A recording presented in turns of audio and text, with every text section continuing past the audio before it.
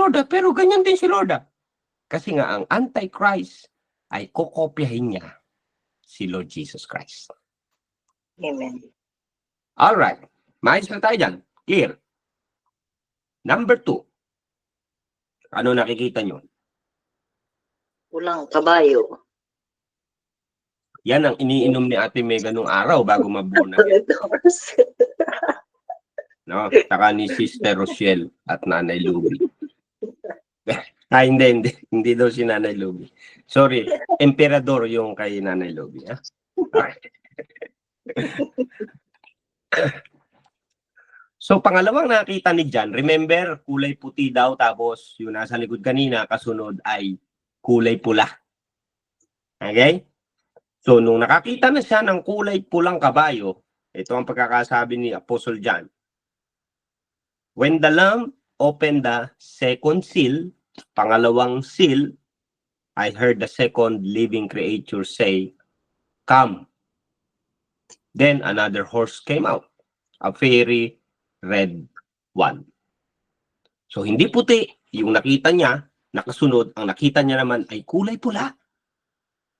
Its rider was given power to take peace.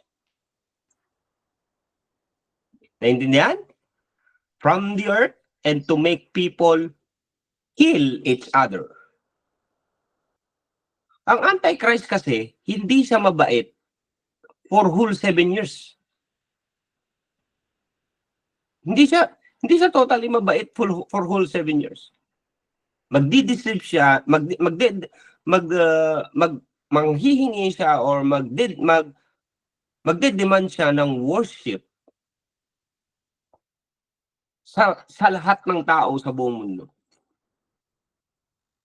At itong pangalawang nakita niya na karakter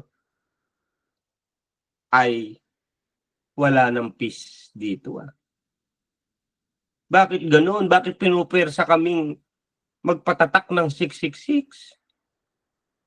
Bakit pinoforce kami? Remember ang Revelation chapter 13 verse 16? By force ang tatakan ng 666. Hindi yan yung sesendan ka ng letter tapos pupunta ka sa munisipyo. Hindi ganoon. Sa ayaw at sa gusto mo, kailangan mong patatak ng 666 o pupugutan ka ng ulo. Eh sana nga pugot ulo lang. Baka mamaya kailangan ka pang torture. Kasi remember, hindi naman body ang gusto talaga sa inyo ni Satan. Ang gusto talaga ni Satan sa tao ay ang kaluluwa na mapunta sa impyerno para kasama niya. Eh paano kung biglang meron kang anak, meron kang mamahal sa buhay, tinotorture sa harap mo? Madali kasing sabihin, hindi lang pala magpapatatak ng 666 eh. Kayang-kaya ko yan. Eh, sana makasurvive ka ng 7 years na ang ulam mo lang ay yung daliri mo, mauubos din yan. Tama ba? Biruin mo, you cannot buy or sell without the mark of the beast. Remember that kind of suffering. So, pangalawang nakita ni John, ang mga tao ay wala ng kapayapaan. Nagpapatayan na ang mga tao. Naintindihan? Pangatlo. Ano yung pangatlong kabayo na nakita ni John? Black horse. Kulay itim. At yung black horse, sabi niyang ganun, when the Lamb opened, remember yung Lamb na binabanggit dito si Jesus Christ, okay? When Jesus Christ opened the first seal, lumabas ang Antichrist. Second seal, nakita na yung tunay na itsura ng Antichrist. Pangatlong seal, lumabas itong black horse. I heard the third living creature say, "Come." I looked, and there before me was a black horse. Its rider was holding a pair of scales in his hand. Then I heard what sounded like a voice among the 4 living creatures saying, 2 pounds of wheat a day's wages, and 6 pounds of barley for a day's of wages. And do not damage the oil and the wine. Yung oil, tsaka wine, gagamitin ito, meron itong purpose later on. Okay? Pero sinasabi dito, ano ba yung wet, Ate Mega? Wait, Harina, tama ba? Hmm. Amen. Yung dalawang 2 pounds lang daw ng ganyang harina ang sweldo ng mga tao nung panahon na yon sa loob ng isang araw na paghahanap buhay. Babagsak ang economy dahil walang peace, nagpapatayan na ang mga tao. At sabi sa Revelation, ang ginto, ang kapalit ng mga ginto ay kakapirasong tinapay lang. So babagsak ang economy ng buong mundo at ang mga tao ngayon, according sa prophecy ng Revelation sa third seal, sorry for my word, magiging patay gutom ang mga tao.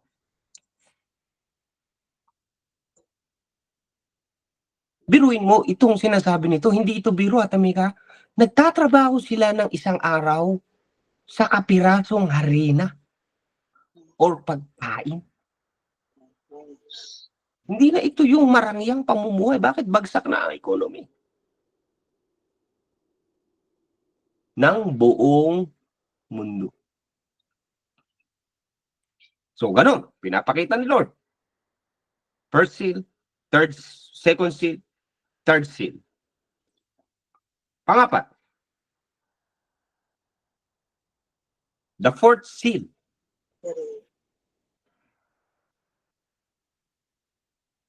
Kulay maputlang kabayo ang nakita niya.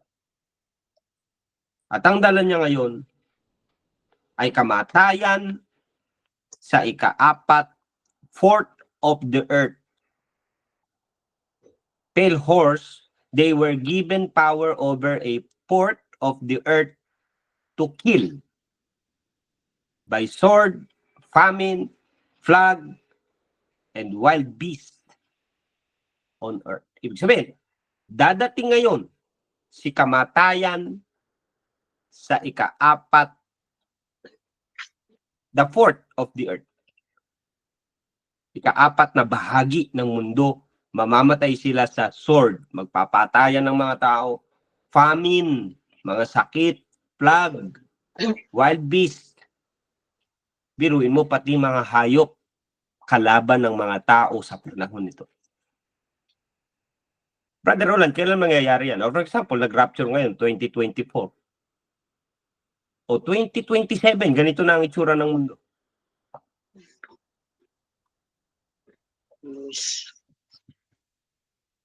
Biruin nyo yung hirap na dadanasin ng mga mahal natin sa buhay kung hindi nila tatanggapin sila. So, pinakita na ng Revelation kung ano ang mangyayari. First seal, second seal, third seal, fourth seal. Papatayan ng mga tao. Dahil ang mga tao ay walang maayos na pagkain, magkakasakit ang mga tao. Wala na rin mga maayos na doktor. Dahil ang sabi sa prophecy, they will hate each other.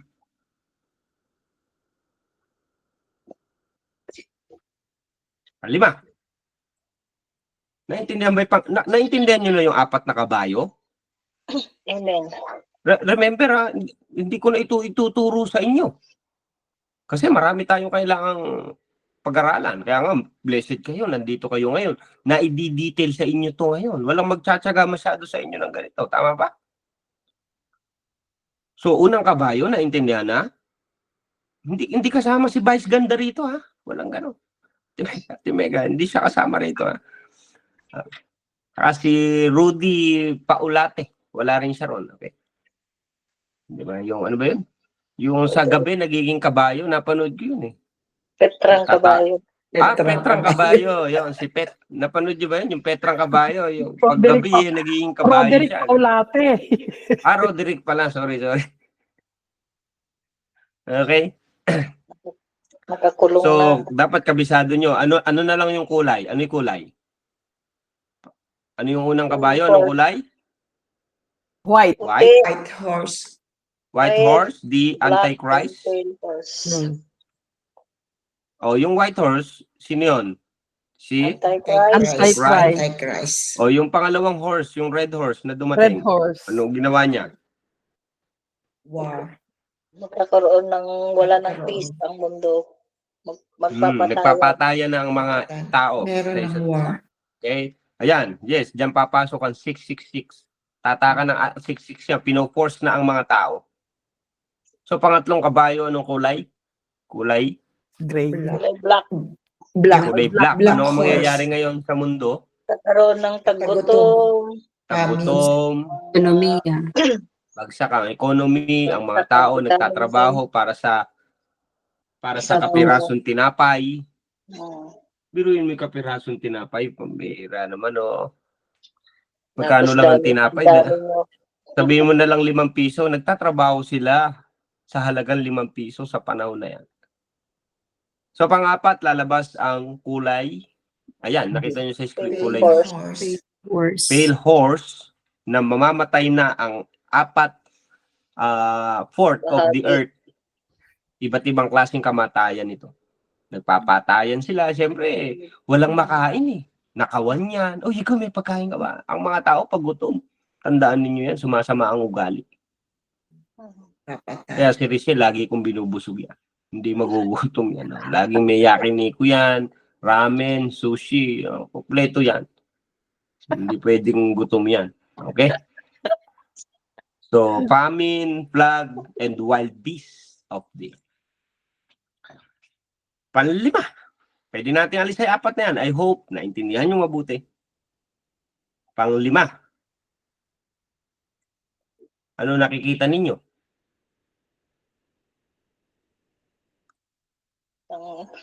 Fifth seal. Kaputong martir. Sinusuotan sila ng white dress sa fifth seal. Okay, sa fifth seal, sabi dito, nakita ni Apostle John, when he opened the fifth seal, yung panlimang seal, I saw under the altar the souls of those who had been slain because of the word of God and the testimony they had maintained. Nakita daw ni Apostle John. Ang tawag natin dito, sulat nyo ha, kasi yung iba nagsasabi, ay, kaya sabi nung iba, mararanasan daw ng mga soul, ng mga ng Christian or church, ang wrath of God. Dahil nasa pang-fifth seal daw tayo. Kaya nga sabi ko sa inyo, sa end times, maraming views na tinitingnan. Kaya kailangan, aralin mo siyang mabuti. So, kaya mayroong nagsasabing, they believe in the post-trib. Pero hindi, ang tawag natin dito ay hindi church na body of Christ. Ang tawag natin dyan ay, sulat nyo ha, para hindi kayo ma-deceive. Yung fifth seal, ang tawag dyan ay tribulational saints. Okay? Or tribulation saints. Ibig sabihin, at Omega, sila ay naging santo sa kalagitnaan ng Great Tribulation. Kasi sa Great Tribulation, tandaan nyo, may kaligtasan pa rin naman eh. Kaya lang, hindi na ito yung tanggapin mo si Jesus Christ as your Lord, personal and Savior by faith. No. Hindi na ito by faith. Nakita mo na eh. Ito Hindi ba na yung by faith. Ito na yung by works. Ito ba yung sinasabi nilang hahabol doon sa fiesta, sa marriage? Naku, mahaba pa yun, Nanay Luby, yung marriage of the Lamb. Papakita ko sa inyo ang difference ng body of Christ at ang bride of Christ. Okay? Pakikita ko sa inyo. Yung body of Christ ay katawan ni Kristo at ang body of Christ ay ang pakakasalan ni Kristo na ipinakako ni Kristo sa Israel. Common sense eh. Ikaw nga yung body tapos ikaw pa yung bride. minsan lumaki tayo sa hindi maayos kasing pag-aaral eh. Kaya kung ano na lang yung mga narinig natin nun, nakakaukit na ngayon yan. Ayaw na nating baguhin ang ating pananaw sa maayos na nai-exegete natin ang Bible. Papakita ko sa inyo, ano ang ibig sabihin ng body of Christ At ano ang tunay na ibig sabihin ng Bride of Christ?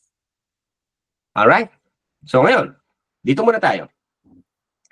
Itong saints na nakita ni Apostle dyan sa fifth seal, under the altar, the souls, those who had been slain because of the word of God and the testimony they had maintained. Ikaw, Ate Mega, na-slain ka ba sa word of God?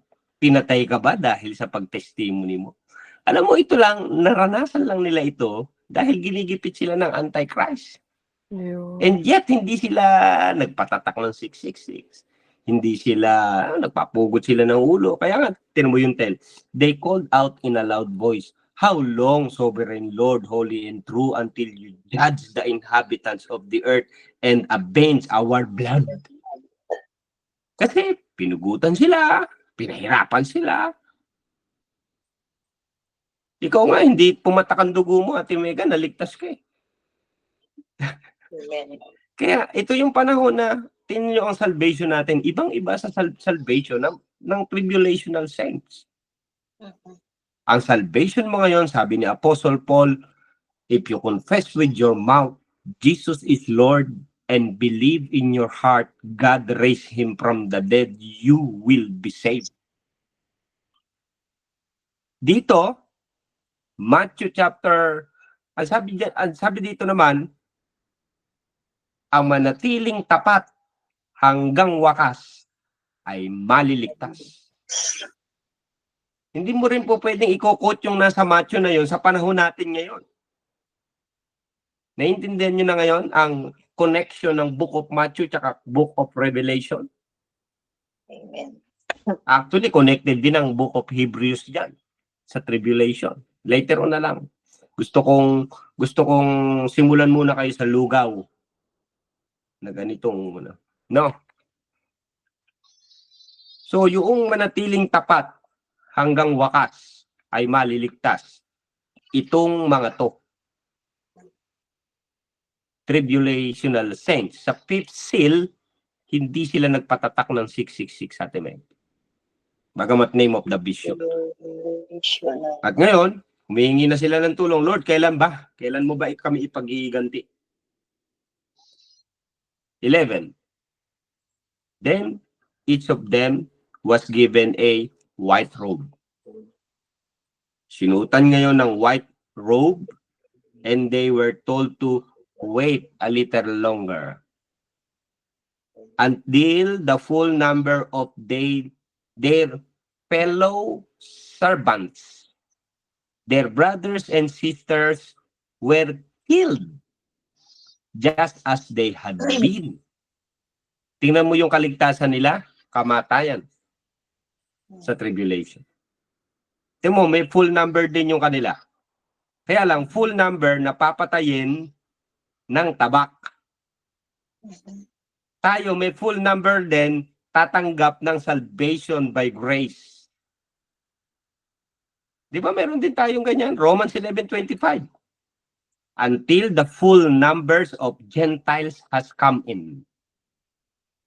Dito, until the full number of their fellow servants, their brothers and sisters were killed just as they had been. Ganyan ba ang tinuro sa atin ni Apostle Pablo nung para maligtas tayo? At ang mamatay para sa Diyos ay maliligtas. No. So ito ay tribulational saints na ang kaligtasan nila ay hindi katulad ng kaligtasan sa panahon natin ngayon. Bakit pa nila sasabihin, ay nangyari, totoo pala yung sinasabi ng mga taga-SFC na nagpipreach sila patungkol sa rapture, nagkawalaan nga sila, totoo pala yun. Lord, naniniwala na po ako, tatanggapin na po kita bilang Diyos sa tagapagligtas. No. Kung talagang gusto mong maligtas ngayon, huwag kang magpatatak ng 666. Yun na ang kaligtasan nila ngayon. Hindi na katulad sa panahon natin ngayon. Naiintindihan nyo ba yung pinapaliwanag ko? Amen. Paki-thumbs up nga kung nagigit niyo pa as of now.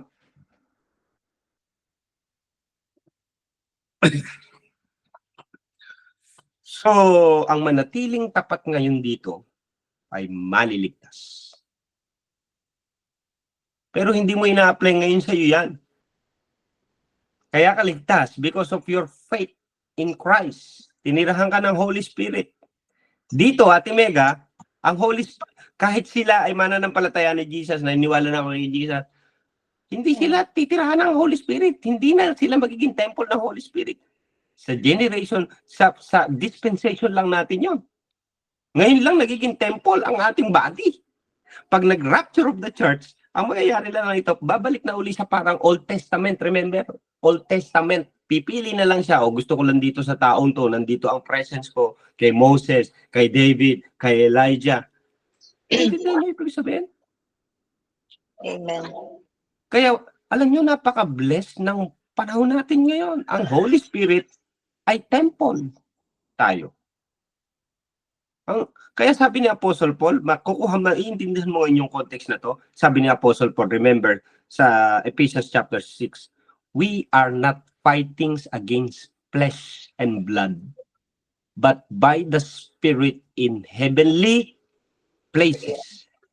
Ang kalaban natin ngayon, hindi tayo tinitrain na makipagpatayan katulad nung nababasa natin ngayon, remember?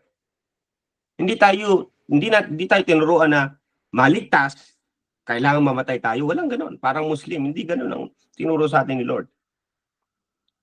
Ang kalaban naman natin ngayon, Ate Mega, ay mga spiritual forces in heavenly places.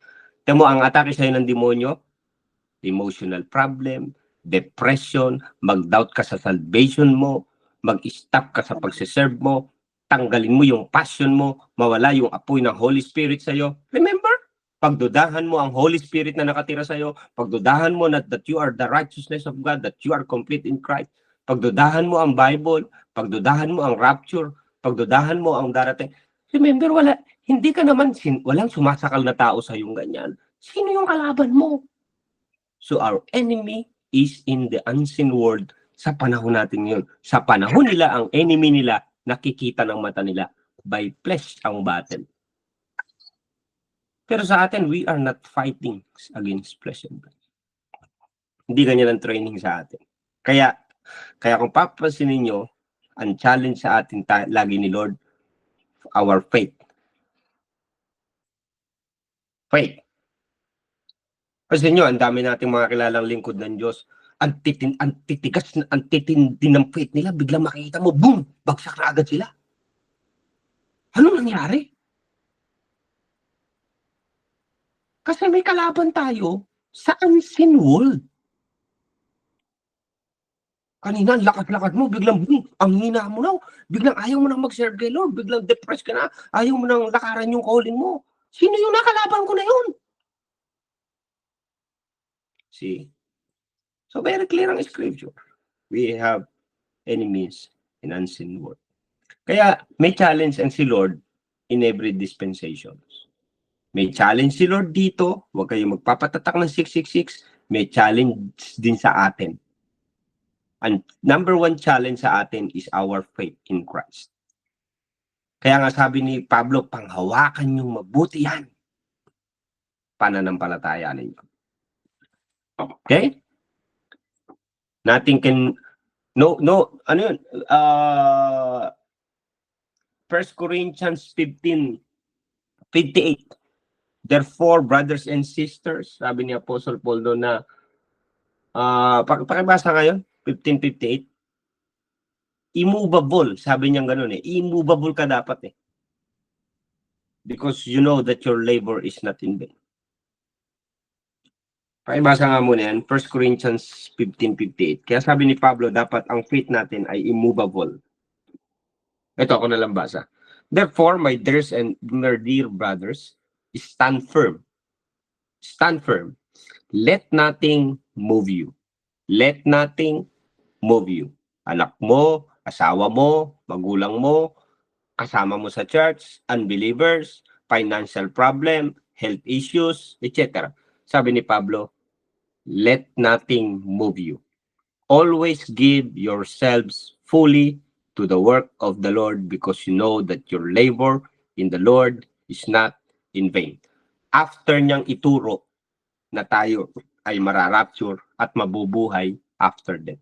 Kasi sa totoo lang, Nanay Luby, ang mabuhay after death, ang ma-rapture, hindi natin to paniniwalaan without faith. In a twinkling of an eye, we will be changed. Paano yung bigla na lang nagkawalaan yung postisyon ninyo? Nalaglag yung... Opo, totoo po yun. Malalaglang ang mga may postiso. Tama ba? Lahat yan, nakakabit sa katawan na yan, mawawala yan. Ako, mawawala din. Fixed bridge ako eh. Postiso ko dati, Nanay Luby. Oo, winater baptize kasi ko nung pastor ko noon. Aba, hawak ko yung postiso ko noon kasi sa dagat ako eh.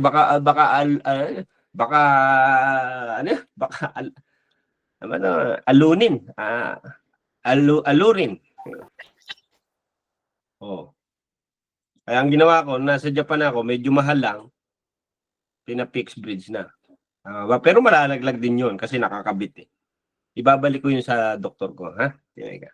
Ate Luby. So, sabi ni Lord, let nothing move you. Pakitype nga dyan, let nothing move you. So, ang word ni Lord today sa atin, let nothing move you. Marami kang may encounter, marami kang mga situations na pagdadaanan, let nothing move you. Okay?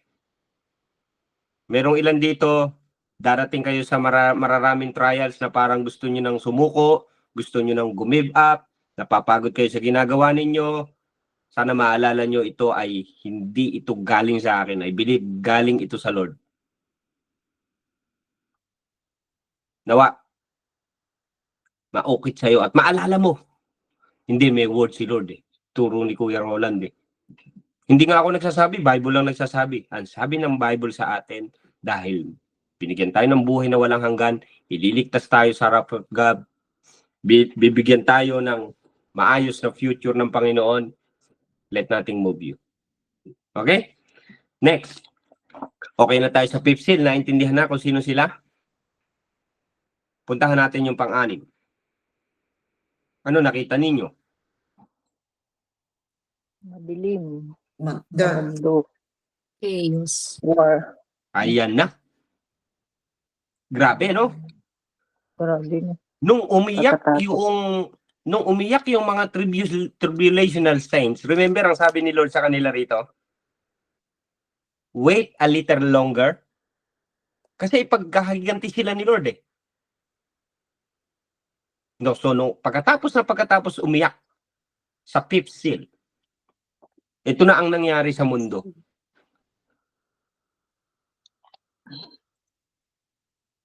Pakibasa, Ate Mega. I watched as he opened the sixth seal, there was a great earthquake. The sun turned black like sackcloth made of goat hair. The whole moon turned blood red, and the stars in the sky fell to the earth as figs drop from a fig tree when shaken by a strong wind. The heavens receded like a scroll being rolled up, and every mountain and island was removed from its place. Wow, grabe. nagsisimula na ngayon ang disaster. Hallelujah. Hindi pa ito wrath of God. Nung umiyak na yung mga tribulational saints, sumunod na mangyayaring event, pang-anim na seal, nakita ni Apostle John, nagkaroon ng matinding lindol. Nayanig ang buong mundo. Ang lindol ay hindi lang Ate Mega, hindi lang naranasan sa Japan, hindi lang naranasan sa, di ba nakapanood tayo sa news, ay nakakawa naman yung nangyari sa India, nakita mo 7.5 buong mundo yayanigin. Kaya ang tawag ng Bible dito is the Great Earthquake. Sa tindi ng earthquake, Ate Mega, nagkakamatayan ng tao, ito matindi. Yung araw, magiging kulay itim. Pati araw nagluluksa. At ang buwan ay magiging kulay pula na parang dugo. Kaya sabi ko nga sa inyo, marami nagsasabi, di ba minsan may lumalabas sa news, kulay pula raw yung buwan, gano'n. Ay, yan na yung prophecy from the book of Joel. Yan na rin yung nasa Revelation. Huwag kayong maniwala ron. Di totoo yun. Nandiyan ka pa eh. Wala namang great earthquake. Maniwala ka kapag yung sun naging black. Huwag kayo naniniwala basta-basta sa mga nakikita sa social media. Kahit i-preach pa ng pastor yan, tingnan nyo yung context. Ito na, nangyayari na. Nasa tribulation period na tayo. Ito na yun. Ang daming preacher na gano'n. Ito na raw yung Great Tribulation. Dahil may mga lindol na raw. O yan o, kulay pula na yung ano. Hindi, huwag kayong maniwala. No? Verse 13, sabing gano'n dito. Verse 13. And the stars in the sky fell to earth as pigs drop from a fig tree when shaken by strong wind. So magkakaroon natin mega ng pinakamalakas na hangin. At sa sobrang lakas ng hangin, heavens receded like a scroll being rolled up, and every mountain and island was removed from its place. Hindi biro itong pinag-uusapan natin. Kaya introduction ko nga sa inyo, kung mahina ang inyong pangunawa, huwag niyong basahin ng Revelation dahil hindi kayo maniniwala. Kaya nga introduction ko sa inyo, si Lord hindi lang siya Lamb of God. Siya rin ay Lion of Judah. Kaya we should respect Him, honor Him, serve Him like a King of Kings and Lord of Lords. Biruin mo, pinigalang ni Lord yung seal na ganon. Biglang nagkaroon ng matinding earthquake. Dumilim ang araw. Nagkulay dugo ang buwan. Sa sobrang lakas ng hangin, apektado ang kalangitan. Matindi to, Nanay Lupi. Yung bundok, tsaka isla, natanggal sa lugar niya.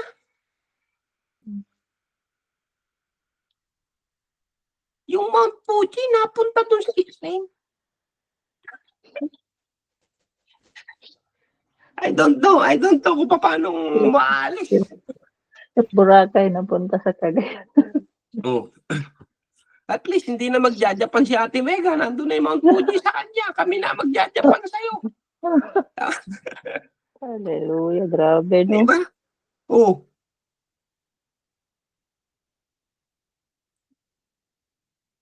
Sa sobrang lakas ng hangin, yung mga hindi nagbayad ng utang kay Ate Megan, nilipad na lang ng hangin papunta sa kanya.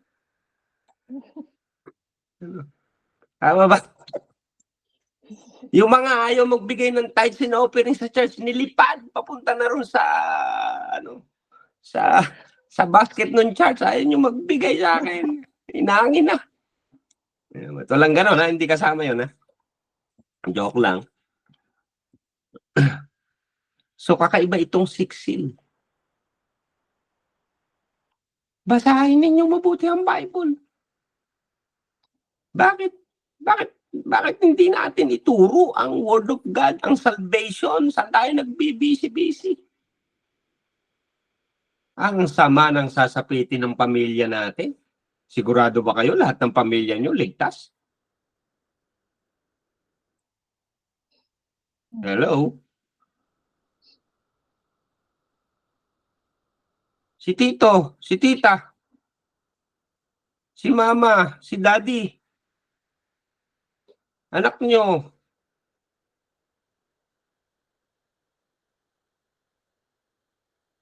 Ayoko lang bitawan yung nasa heart ko, baka may ma-offend eh. Okay lang bang bitawan ko? Hindi kayo masasaktan? Amen. Parang napakawalang kwenta mo namang anak o nanay. Hindi mo man lang sinishare si Lord.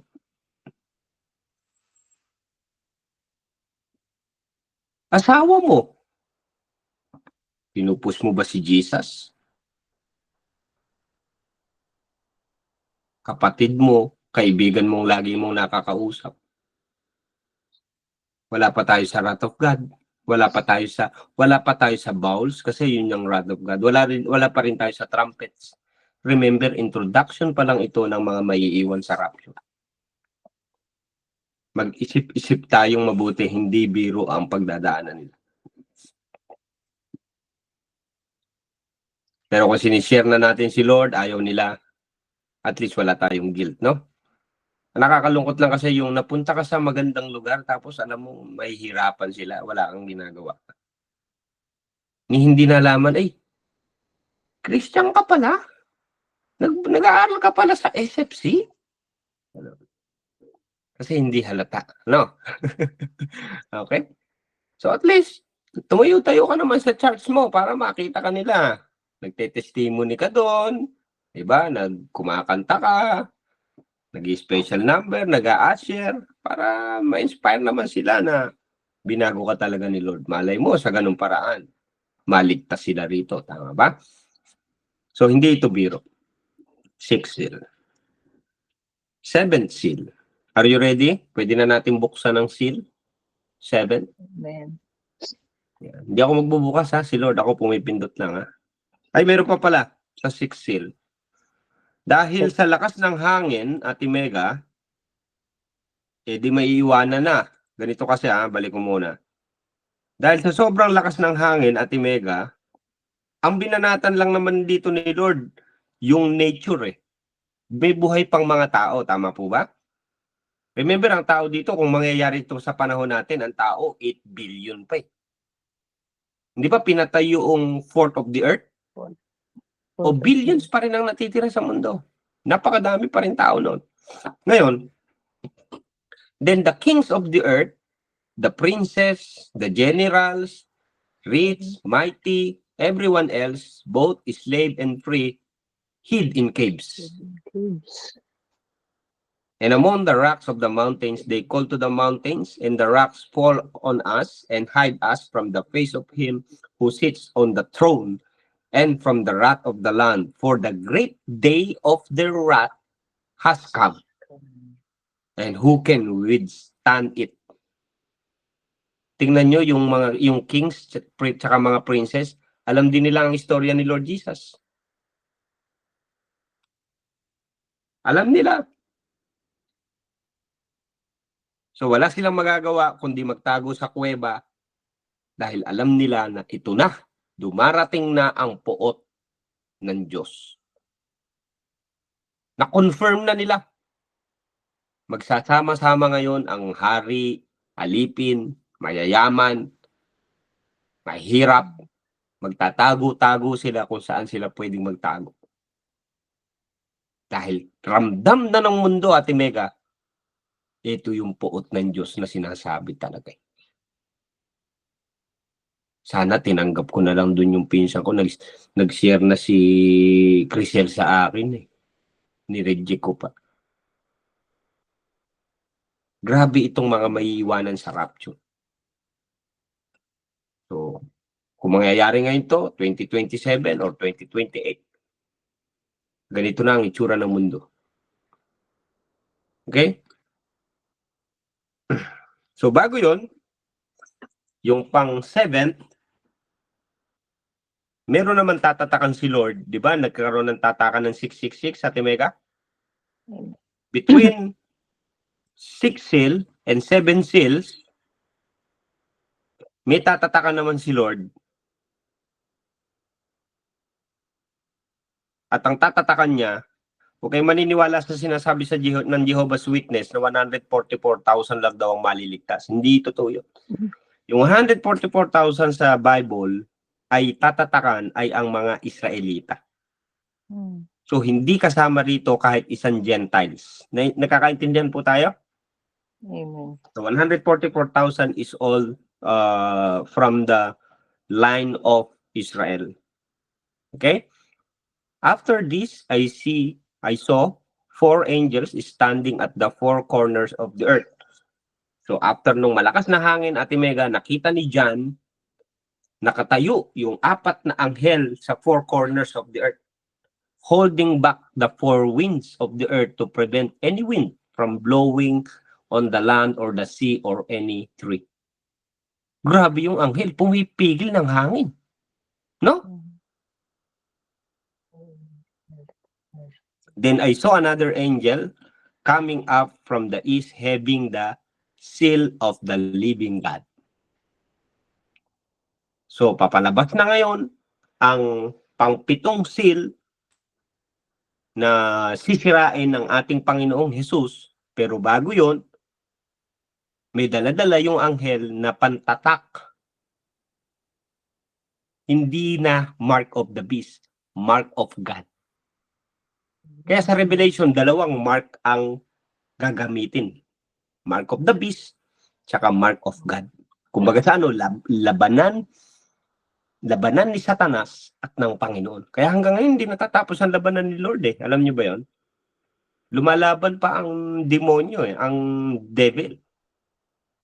Until na ma-throne na siya sa lake of fire. So, having the seal of the living God, he called out in a loud voice to the 4 angels who had been given power to harm the land and the sea. Do not harm the land or the sea or trees until we put a seal on the foreheads of the servants of our God. O wag niyo munang saktan ang land tsaka sea. Wag. Kasi itong mga anghel nito, sila yung gagawa ng following na pag-aaralan natin. Pero sabi niya gano'n, bago nyo gawin niyang mga disaster na dadalhin nyo sa mundo, tatakan nyo muna yung 144,000 na servant of God at sila ay ang 12 tribes of Israel.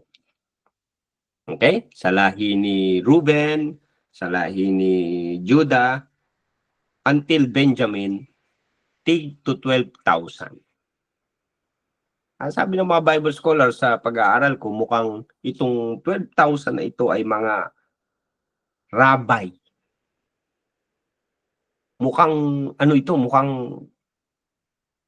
mga hindi basta-basta pumili lang ng Nanay Luby. Mga nag-aral, well-educated na lahi ni Israel. Okay? So, hindi ko na nilagay dyan, pero basahin nyo na lang kung gusto nyo makita ang totoo yung sinasabi ko na hindi Gentiles yan. Nakalagay po dyan, 12,000 sa bawat lipi ni Israel. Alright. So, puntahan natin pang 7 na seal. Remember, nasa seal pa lang tayo, ha? Next is trumpet and bowls. Wala na pala akong oras. Napasarap ako ng kwento, Ate Mega, ha? Magte-10 na pala. So, last seal, di ba sabi ko sa inyo, Ate Mega, ganito ha? Yung seal ay introduction ng trumpet. Yung trumpet ay introduction ng bowls, 7 bowls. At itong wrath of God na ito ay introduction ng pagdating ng ating Panginoong Hesus. Hindi kasi darating hanggat di dumarating ang 7 years tribulation. Prophecy ni Daniel ng Book of Daniel. So, sa 7 seal, Ate Mega, ganito ang nakita ni John. Okay? When he opened the 7th seal, there was silence in heaven for about half an hour. Aba, mukhang sabi ni John, nung sinira na ni Lord Jesus Christ yung pampitong selyo, biglang tumahimik for 30 minutes. Ay, praise God. Alam mo, Ate Maya, napahinga din yung seraphim. Alam niyo kung bakit napahinga rin yung seraphim? Di ba yung seraphim na angels, continuous yun. Hanggang sa panahon natin ngayon. Ang sinasabi lang daw nila, Holy, holy, holy, the Lord God Almighty. Ganun lang daw sila, paulit-ulit. Kaya maraming, nung nabasa yun, ayaw nang pumunta ng heaven. Boring pala dyan sa heaven. Paulit-ulit lang. Holy, holy, holy, the Lord God Almighty. Holy, holy, holy. But anyway, kailangan maintindihan nyo yung context nun. No? Verse 2, nagkaroon ng 30 minutes na silence sa heaven. And I saw the 7 angels. Nakakita siya ngayon ng 7 angels. Ayan. Ito. Ayan. Nakita niyo 7 angels? Ayan. So, nung sinira na ni John, tumahimik ang may hawak na trumpet yan. Yung 7 angels naman na yan. And I saw the 7 angels who stand before God, and 7 trumpets were given to them. Naintindihan? So, yung pang-7 seal ay introduction papunta sa 7 trumpets. Nako, Ate Mega, dito muna natin katen kasi hindi nyo magiget muna lahat. Medyo napapansin ko sa inyo, nalalaliman kayo eh. Tama ba? Baka malunod kayo ngayon sa teaching. Next week ko na lang ituro sa inyo si trumpet at si balls. Okay? Tapos kuha tayo ng tanong. Doon lang muna sa naituro ko sa inyong 7-6. So review tayo ng konti para hindi nyo agad makalimutan. Una sa lahat, sa first seal, ano yung nangyari sa first seal? May nakita si John na kulay puting kabayo. Tapos itong puting kabayo to ay the Antichrist, okay? White horse. And then, pinakita ni Paul na mukha kasi talaga siyang Diyos, proclaiming himself to be God. Pangalawa ay ang red horse, yung paborito ni Nanay Luby, ay emperador pala, yung kanya. Second seal ay magkakaroon ngayon ng patayan ng isa't isa. Papatayan itong mga tao. And then, dahil bagsak na ang economy, third seal, 2 pounds of wheat for a day na lang ang mabibili. Magtatrabaho ka, hindi na isang lapad ang sweldo mo, kundi isang malapad na harina na lang ang bibigay sa iyo. Okay? So, pang-apat ay ang fourth seal, fourth of the earth to kill. Papatayin sila ngayon ng bagsak na kasi ang economy, wala nang pagkain. Ang mga tao, they will hate each other. No? Sabi ni Jesus Christ mismo, Ate Mega, ipagkakanulo ng kapatid ang kapwa-kapatid. Wala nang pag-ibig. Okay? Famine, flood, and wild beasts of the earth. So, pang fifth seal, nakita ni John na umiiyak itong mga tribulational saints. Kailan mo kami ipaghiganti? Ano? At nung narinig ni Lord ang iyak nitong mga tribulational saints, agad-agad namang nasira ang sixth seal. At biglang nagkaroon ng earthquake. Great earthquake sa buong mundo. Ang araw ay, nako, ngayon lang mangyayari ito. Nagkulay itim yung araw. Dati siya ay hindi makita sa sobrang liwanag. Ngayon ay hindi na siya makita dahil sa sobrang dilim. Bira. Tama ba, Ate Mega? At ang kanyang at ang buwan ay magiging pula na parang dugo. At dahil sa sobrang lakas ng hangin, apektado ang langit. Ang Mount Fuji ay napunta na sa Spain. At ang island ng West Philippine Sea ay nasa North Philippine Sea na. Okay. Tama ba? It was removed. I don't know kung paano na-remove ito. Pero Napunta sa Cagayan Valley. hindi ko alam kung paano, baka binuhat ni China Sister mapunta Rochelle. sa Hindi ko alam kung Pilipinas. paano. Baka nagpatulong kay Alisa. Ilang dalawa.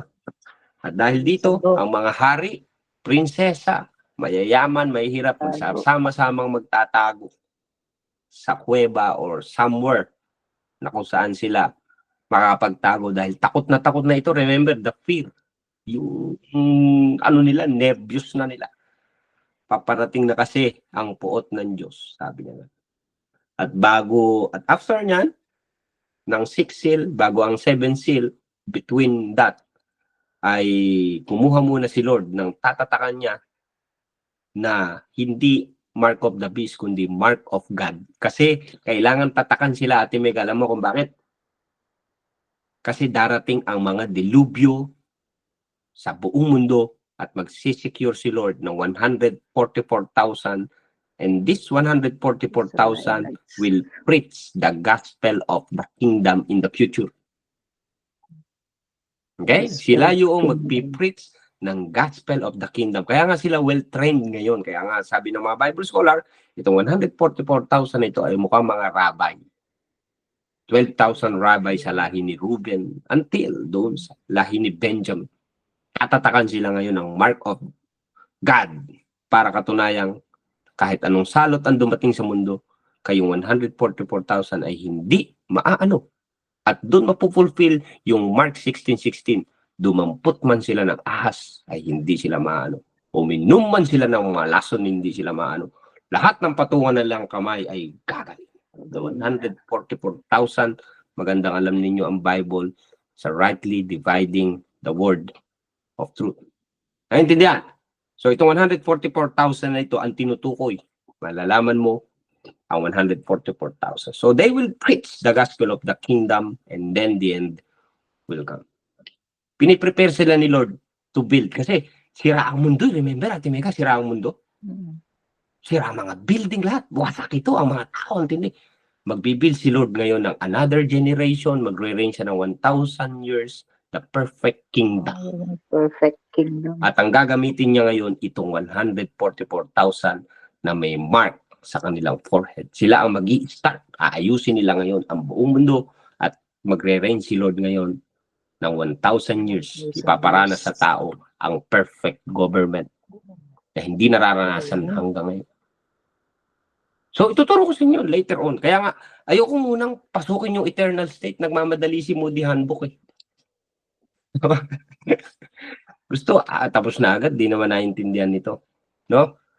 So, itong 144,000 na ito. Eh, Brother Roland, billion-billion pa naman ng tao dyan, di ba? 144,000 lang sila. Kaya ba nilang baguhin talaga yan? Hello? One man. Billion ang inabot. One man. Whose man? Sino yun?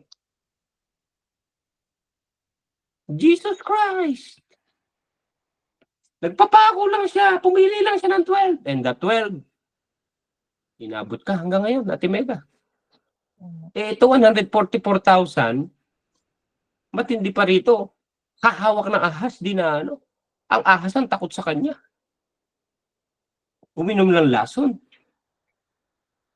Di ba? Kaya yun, huwag niyo i-apply ngayon. Wrong context yun, ha? Uy, believers ako. Sabi sa Mark 60:16, nakita mo yun? Ito, ayan, poison yan, ha? Oo, tingnan mo, ininom ng aso, patay. Inumin ko rin, patay ka rin. Kasi wrong context, eh. Nakita niyo yung danger pagka hindi naaral mabuti ang Word of God. So, i-connect natin. Hindi magulo ang Word of God. Binugulo ng wrong interpretation natin. Amen. So, after that, i-represent na ngayon ni Lord ang pagpasok ng 7 trumpet through 7 seals. So, yung 7 trumpets na yan ay pag-uusapan natin next week. Okay? Kasi, baka hindi nyo ma-absorb din lahat. Tsaka hindi ito minamadali dapat. Hindi minamadali. Nag-preach nga ako sa Kumaki. 2 oras to. Preaching pa yun. So, pasensya na kayo. Ganyan po talaga ako magturo. Pero kung gusto nyo madalian, mabilisan, meron naman ganon. Pero mahirap matuto sa ganon. Lalo pagka ganito ang topic. Okay? So, hanggang dyan lang po muna. At picture taking tayo. And then, kuha tayo ng 2 to 3 questions, Ate Mega. Ayan. So, picture taking muna tayo.